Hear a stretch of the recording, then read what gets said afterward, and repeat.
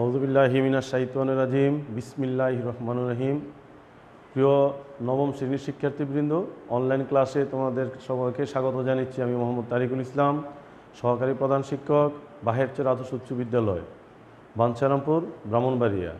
প্রিয় নবম শ্রেণীর শিক্ষার্থীবৃন্দ, তোমাদের জন্য আজকের আয়োজন ইংরেজি দ্বিতীয় পত্রের ন্যারেশন নিয়ে আমরা আলোচনা করব।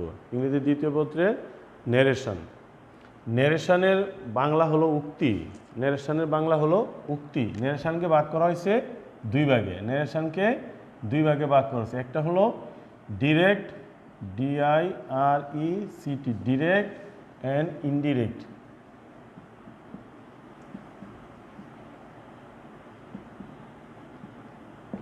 Direct and indirect. ডিরেক্ট কি? ডিরেক্টের বাংলা হলো প্রত্যক্ষ, আর ইনডিরেক্ট হলো পরোক্ষ। ডিরেক্ট হলো প্রত্যক্ষ, ইনডিরেক্ট হলো পরোক্ষ। যেমন একটা উদাহরণ দিই আমরা ইনডিরেক্ট, ডিরেক্ট এবং ইনডিরেক্ট থেকে। যেমন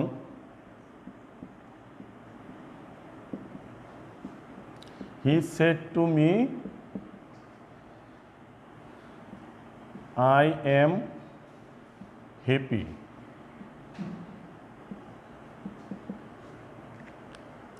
এটা হলো ডিরেক্ট ন্যারেশন। এটা হলো direct narration. He said to me, সে আমাকে বললো আই এম হ্যাপি, আমি সুখী। দেখো, এটা উদাহরণটা দেওয়ার উদ্দেশ্য আমি কি বোঝাতে চাইছি, এখানে দুইটা অংশ আছে। এই সেন্টেন্সের দুইটা অংশ। যেমন এই যে কমা, কমা পর্যন্ত একটা অংশ, আর যে ইনভার্টেড কমা বা কোটেশন মার্ক বা ইনভার্টেড কমা, এটা একটা অংশ। এটা কি বলছি? দুইটা অংশ। দুইটা অংশের দুইটা নাম আছে। দুইটা অংশের দুইটা নাম কি কি? দেখো, এখানে আমরা বলি রিপিটিং ভার্ব। এই প্রথম অংশে থাকবে রিপিটিং ভার্ব। এই সেটটা হলো রিপিটিং ভার্ব। এই রিপিটিং ভার্বের সাবজেক্ট আছে এবং অবজেক্ট আছে। যেমন হিটা হলো রিপিটিং ভার্বের সাবজেক্ট, আর মিটা হলো রিপিটিং ভার্বের অবজেক্ট। তার ইনভার্টেড কমার ভিতরে কি আছে? আই এম হ্যাপি, এটাকে বলে ইনভার্টেড কমা। এখন এটাকে বলা হবে, এই অংশটাকে বলে রিপিটিং ভার্ব। Repeating verb. আর এটাকে বলা, এই অংশটাকে বলা হবে রিপিটেড স্পিচ। Repeated speech. দুইটা অংশ। প্রথম অংশ বলা রিপিটিং ভার্ব, আর দ্বিতীয় যে ইনভার্টেড কমার ভিতরে সেটাকে বলা হবে রিপিটেড স্পিচ। এখন আমরা আলোচনা করব যে ইনভার্টেড কমার যে অংশটুকু, এখানে সাবজেক্ট, ভার্ব, অবজেক্ট। এই সাবজেক্ট আমরা জানি পার্সন অনুসারে পার্সনকে তিন ভাগে ভাগ করা আছে, first person, second person, third person. তাহলে এই রিপিটেড স্পিচের পার্সন পরিবর্তনের যে নিয়মগুলো, আমরা সেটা নিয়ে আজকে এখন আলোচনা করতেছি। রিপিটেড স্পিচের যে পার্সন পরিবর্তন, অর্থাৎ সাবজেক্ট পরিবর্তন করব, যে পার্সনটা কিভাবে পরিবর্তন করব, সে নিয়ে আমরা এখন আলোচনা করতে যাচ্ছি। কি বলবো? রিপিটেড স্পিচের পার্সন পরিবর্তন। রিপিটেড স্পিচ এর পার্সন পরিবর্তন। পার্সন পরিবর্তন কি বললাম? রিপিটেড স্পিচের পার্সন পরিবর্তন। পার্সন পরিবর্তনের জন্য আমাদের জানতে হবে আসলে পার্সন কি। পার্সন হলো তিন প্রকার: first person, second person, third person. এখন ফার্স্ট পার্সন কি কি? যেমন আই, উই, মাই, আওয়ার ইত্যাদি হলো ফার্স্ট পার্সন। সেকেন্ড পার্সন হলো শুধু ইউ বা yours, second person. Third person he, she, it, they, them, কোনো ব্যক্তি, এগুলো হলো থার্ড পার্সন। পার্সন অনুসারে পরিবর্তন আমরা করবো। এখন কি বলছে দেখো, প্রথম নিয়মটা হলো রিপিটেড স্পিচের সাবজেক্ট যদি ফার্স্ট পার্সন হয়, প্রথমটা হলো রিপিটেড স্পিচের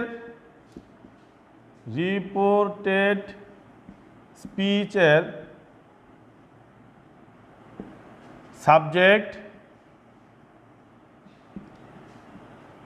যদি ফার্স্ট পার্সন হয়, তাহলে রিপোর্টিং ভার্বের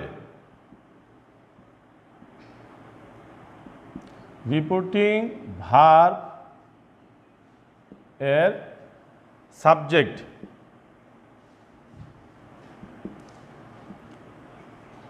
যেমন এই উদাহরণটা আমরা বলি, যেহেতু বলা আছে যে রিপোর্টেড স্পিচের সাবজেক্ট যদি ফার্স্ট পারসন হয় তাহলে ইনডাইরেক্ট ন্যারেশন করার সময় রিপোর্টিং ভার্বের যে সাবজেক্ট সেই সাবজেক্ট অনুসারে আমরা রিপোর্টেড স্পিচের সাবজেক্টটাকে পরিবর্তন করব। যেমন he said to me I am well, এটাকে যদি আমি এই নিয়ম অনুসারে পরিবর্তন করি ইনডাইরেক্টে, তাহলে হবে হি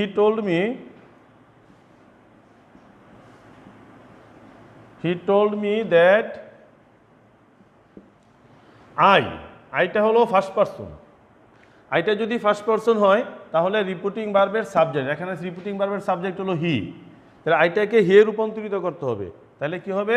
হি ওয়াজ হ্যাপি।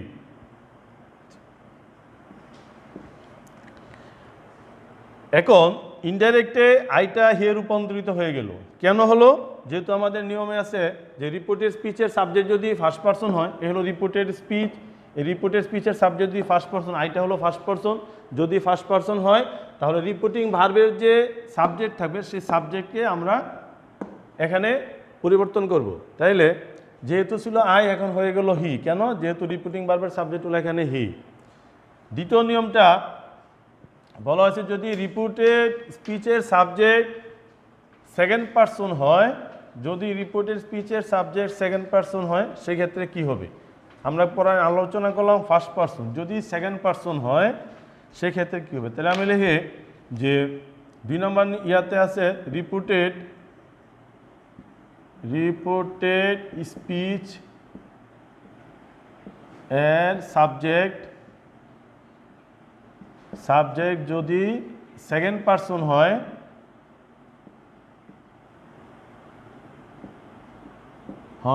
তাহলে রিপোর্টিং ভার্বের অবজেক্ট হবে, রিপোর্টিং ভার্বের অবজেক্ট অনুসারে পরিবর্তন করতে রিপোর্টিং ভার্ব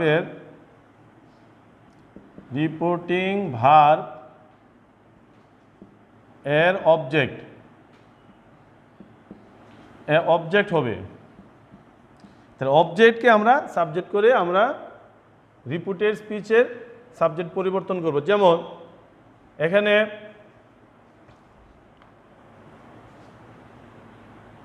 আয়ের জায়গায় আমি এখানে ইউ লিখি, যেমন ইউ আর,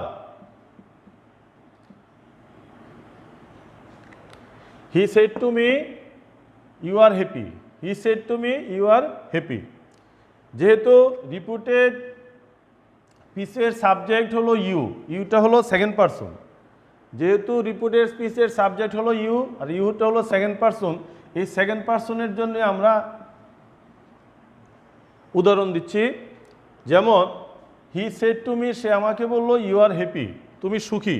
তাহলে এটাকে যদি আমি ইনডাইরেক্ট করি তাহলে কি হবে? হি টোল্ড মি দ্যাট, আছে কি ইউটা হলো সেকেন্ড পারসন, যদি হয় সেই ক্ষেত্রে কি হবে? রিপোর্টিং ভার্বের অবজেক্ট, তাহলে এখানে রিপোর্টিং ভার্বের অবজেক্ট আছে কি? মি, অবজেক্ট আছে মি, তাহলে মিকে সাবজেক্ট করতে, মিটা হলো অবজেক্ট, করতে হবে সাবজেক্ট, মি এর সাবজেক্ট হলো আই, তাহলে এখানে হবে আই, তাহলে আই ওয়াজ হ্যাপি। হ্যাঁ, প্রিয় নবম শ্রেণীর শিক্ষার্থীবৃন্দ, দেখো আমাদের যে রুলস, সেই রুলসের সাথে আমরা মিলাই দেখি। বলছে রিপোর্টেড স্পিচের সাবজেক্ট যদি সেকেন্ড পারসন হয় তাহলে এখানে সেকেন্ড পারসন হলো ইউ, তাহলে রিপোর্টিং ভার্বের যে অবজেক্ট সেই অবজেক্ট অনুসারে আমাদেরকে ইনডাইরেক্ট স্পিচের সাবজেক্ট বানাইতে হবে। তাহলে এখানে রিপোর্টিং ভার্বের অবজেক্ট আছে মি, তাহলে মিকে আমি ইউর জায়গায় বসাবো। যদি ইউর জায়গায় ইউটা হলো সাবজেক্ট, মিটা হলো এখানে অবজেক্ট, তাহলে মি এর সাবজেক্ট আমাদেরকে জানতে হবে। মি এর সাবজেক্ট হলো আই, তাহলে আমি এখানে লিখলাম কি? আই, তারপরে ওয়াজ হ্যাপি। আরেকটা নিয়ম হলো যদি রিপোর্টেড স্পিচের সাবজেক্ট থার্ড পারসন হয়, রিপোর্টেড স্পিচের সাবজেক্ট যদি থার্ড পারসন হয় তাহলে কোনো পরিবর্তন হবে না। রিপোর্টেড স্পিচের সাবজেক্ট যদি থার্ড পারসন হয় তাহলে কোনো পরিবর্তন হবে না। এখানে আমি লিখতে পারি যেমন he said to me he is happy, he is happy, he said to me he is happy. তাইলে রিপিটিং ভার্বের সাবজেক্ট আছে হি, অবজেক্ট হলো মি, আর রিপিটেড স্পিচের সাবজেক্ট হলো এখানে হি। তাহলে আমাদের নিয়ম আছে 3 নম্বর নিয়ম হলো রিপিটেড স্পিচের সাবজেক্ট যদি রিপিটেড স্পিচ এর সাবজেক্ট যদি থার্ড পারসন হয়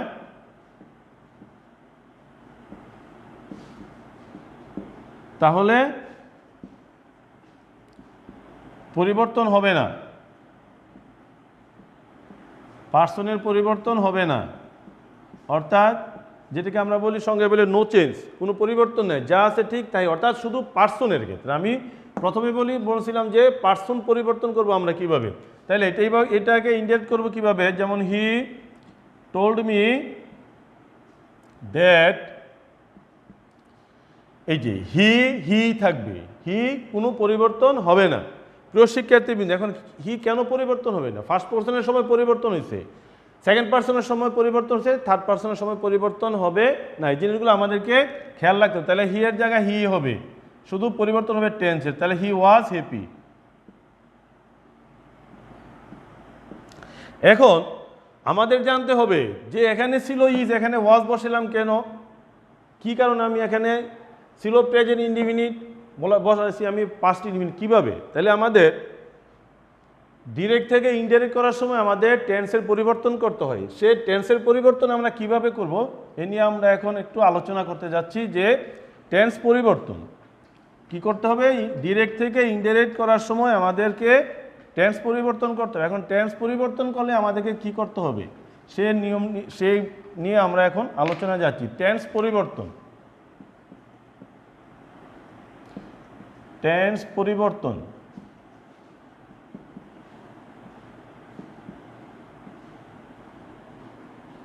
প্রিয় শিক্ষার্থীবৃন্দ, কথাটা মনোযোগ দিয়ে শুনবে এবং বাসায় বই আছে বই দেখবে।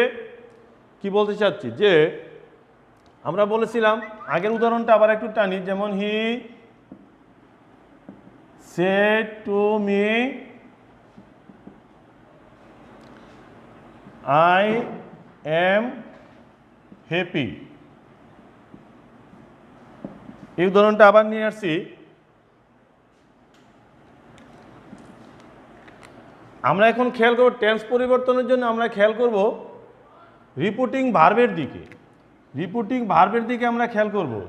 প্রিয় শিক্ষার্থীবৃন্দ, আমরা রিপিটিং ভার্ব, এখন রিপিটিং ভার্বটা এখানে কি সেড, এবং সেডটা হলো পাস্ট ফর্ম, সেডটা হলো পাস্ট ফর্ম, সেডের প্রেজেন্ট ফর্ম হলো সে, সেডের প্রেজেন্ট ফর্ম হলো সে, আর সে এর পাস্ট ফর্ম হলো সেড।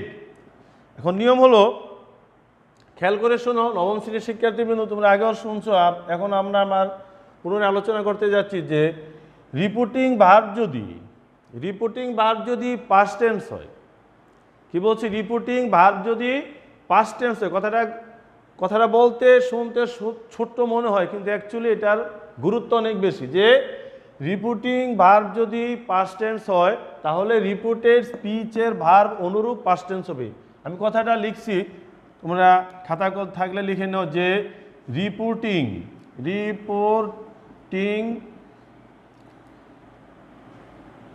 ভার্ব যদি পাস্ট টেন্স হয় তাহলে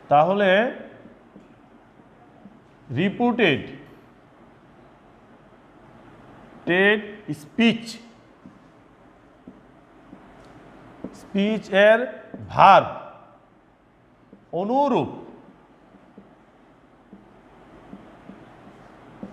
অনুরূপ পাস্ট টেন্স হবে।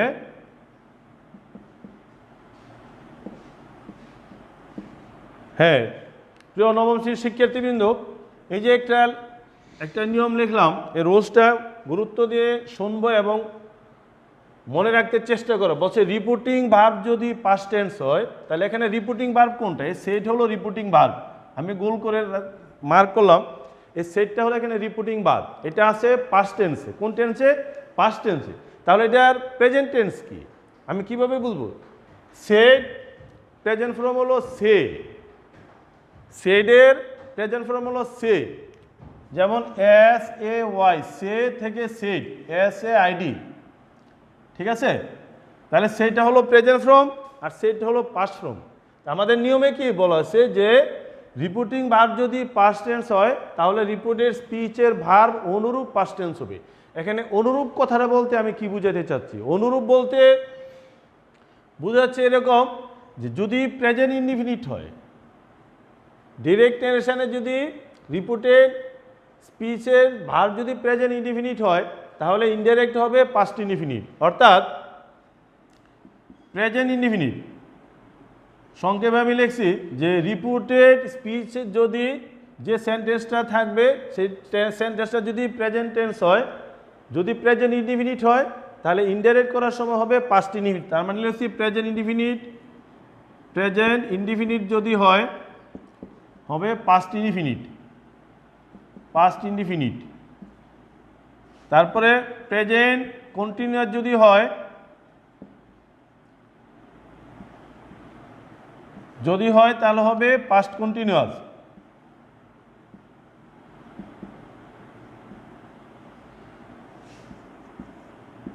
প্রেজেন্ট পারফেক্ট যদি হয় হবে পাস্ট পারফেক্ট।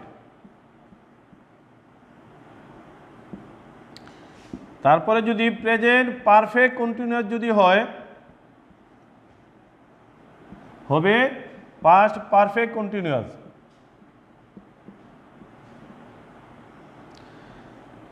তারপরে যদি পাস্ট ইনডিফিনিট হয়, যদি পাস্ট ইনডিফিনিট হয়, যদি পাস্ট ইনডিফিনিট হয় হবে পাস্ট পারফেক্ট।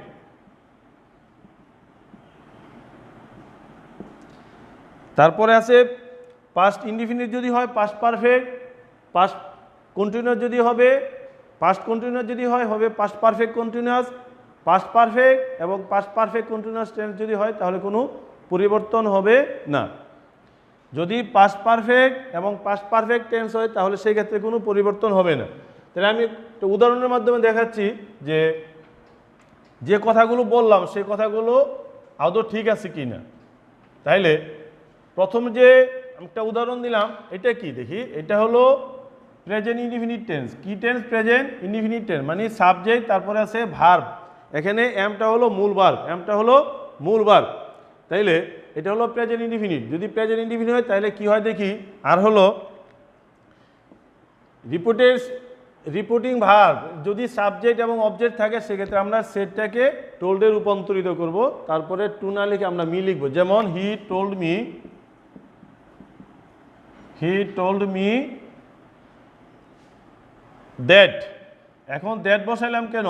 আমরা আসতেছি আবার সেন্টেন্সের ক্ষেত্রে, যেটা হলো অ্যাসারেটিভ সেন্টেন্স। এই অ্যাসারেটিভ সেন্টেন্সে আমরা ইনভার্টেড কমার পরিবর্তে দ্যাট বসাইবো। তারপরে আমরা এর আগের নিয়ম তো বললাম, যদি সাবজেক্ট ফার্স্ট পারসন হয়, রিপিটেড স্পিচের সাবজেক্ট যদি ফার্স্ট পারসন তাহলে হবে রিপিটিং ভার্বের সাবজেক্ট। তাহলে হি, এটা আছে এমিজার, এমিজারের পার্শ্ব হলো ওয়াজ বা ওয়ার, যেহেতু হি থার্ড পারসন সিঙ্গুলার এই ক্ষেত্রে বসবে ওয়াজ, তাহলে হি ওয়াজ হ্যাপি। এখন থেকে কন্টিনিউয়াসের ক্ষেত্রে যেমন হি সেড টু মি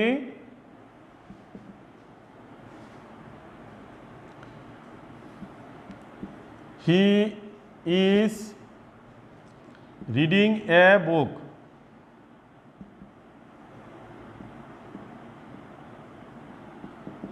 হ্যাঁ প্রিয় শিক্ষার্থীবৃন্দ, দ্বিতীয় যে আমরা উদাহরণ দিচ্ছি এটা হলো, দেখো আমরা দেখব প্রথমে এটা কোন টেন্সে আছে, তারপরে দেখব ওই যে মূল ভার্ব, সে মূল ভার্বটা কোন টেন্সে আছে। যেহেতু আমরা আগে বলছি যদি রিপিটিং ভার্ব যদি পাস্ট টেন্স হয় তাহলে রিপিটেড স্পিচের ভার্ব অনুরূপ পাস্ট টেন্স হবে।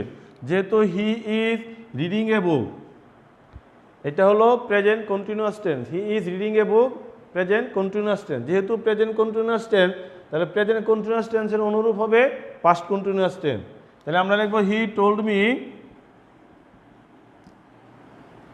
দ্যাট আচ্ছা, হি থার্ড পারসন হওয়াতে কোনো পরিবর্তন হবে না। হি এর সাথে বলবে ওয়াজ, রিডিং তো ঠিকই থাকবে, কারণ মূল ভার্বের সাথে আইনজি যোগ অবজেক্ট, বক হলো এখানে অবজেক্ট। তাহলে প্রিয় শিক্ষার্থীবৃন্দ, তাহলে আমরা কি জানলাম যে প্রেজেন্ট ইনডিফিনিট যদি হয় হবে পাস্ট ইনডিফিনিট, প্রেজেন্ট কন্টিনিউয়াস হলে পাস্ট কন্টিনিউয়াস। তারপর বলছি যদি পাস্ট ইনডিফিনিট হয় সেই ক্ষেত্রে হবে পাস্ট পারফেক্ট। যদি পাস্ট ইনডিফিনিট হয় তাহলে আমরা একটা পাস্ট ইনডিফিনিট টেন্সের উদাহরণ দেই। Past indefinite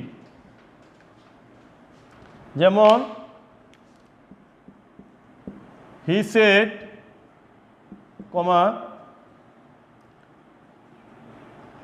I ate rice. He said, সে বলল, আই এট রাইস, আমি ভাত খেয়েছিলাম। এটা হলো পাস্ট ইনডিফিনিট। কিভাবে? সাবজেক্ট প্লাস ভার্বের পাস্ট ফর্ম প্লাস অবজেক্ট। তাহলে আমাদের নিয়মে কি আছে যে অনুরূপের ক্ষেত্রে বলা আছে যে যদি পাস্ট ইনডিফিনিট হয় সেক্ষেত্রে হবে পাস্ট পারফেক্ট। তাহলে হি সেড